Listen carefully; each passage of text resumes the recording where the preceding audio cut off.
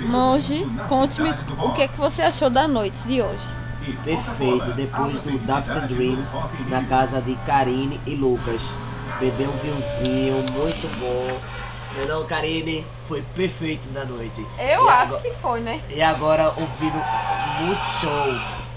Vendo o show do Rock in Rio. Do Coldplay, agora Maroon 5. Agora Maroon 5, posteriormente. Depois de tomar um bom vinho, uma boa vodka e... Muita birita. Depois de você tá muito doido, né? Chega a estar com o olho fechando. Eu tô mesmo. Veja bem a cara do cara, mano.